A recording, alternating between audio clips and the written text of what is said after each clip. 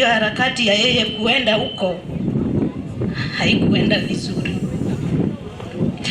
so alienda. Hata tulikuwa tunawasiliana kila siku, sijai kosa kuwasiliana na yeye, but ilifika mahali akaniambia penye niko gari imeharibika, lakini nahisi baridi, nahisi uoga, ni kama kuna kitu itaendelea. Kanitumia message akaniambia niombe in case chochote ikifanyika lea watoto.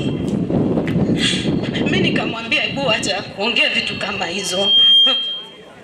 Tunahitaji haki ya Edwin Njuguna Ngugi aweze kulipwa haki yake, ili familia iweze kupata kuendelea katika maisha yao. Serikali ya Kenya, madereva ndio wanaleta uchumi.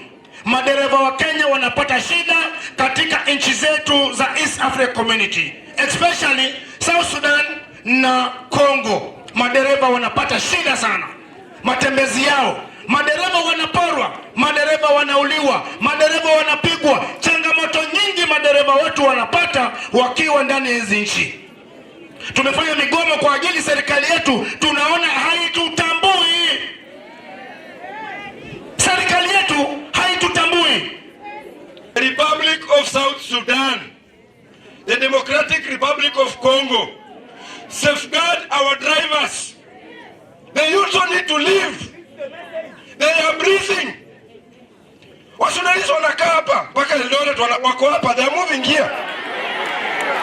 The Congolese are here, they are selling necklaces here. The government of the Republic of Kenya protect our people when they are away. The trade union, the register of trade unions in this country, the Ministry of Labor, give the drivers their justice.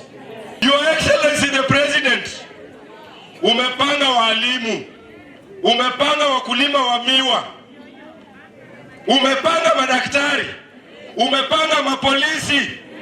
This time round umepanga paka boda umeitwa State House. Leo panga pia madereva.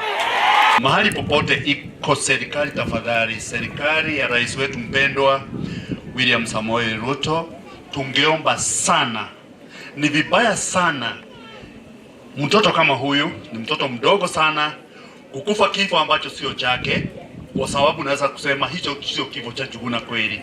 Mtoto huyu aliniwacha mzuri, tukiwachana kwamba baba, nimefurahi nimepata kazi, lakini baada ya siku kidogo ndio huyo ametuacha akiwa mdogo, familia ni ndogo.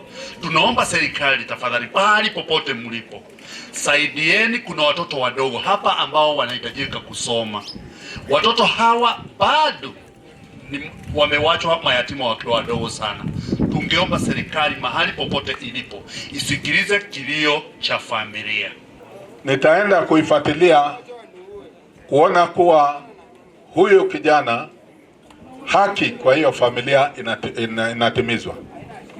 Kwa upande ya serikali, tutafuata serikali kupitia Wizara ya Foreign Affairs, na pia kwa upande ya private company ambayo alikuwa anafanya kazi ambayo inaitwa Atlas Ma, hiyo kampuni lazima ihakikishe kuna fidia, kuna compensation, kwa sababu kuna insurance kwa kila employee, na tunaelewa kampuni yote ambayo imeajiri mtu kuna insurance.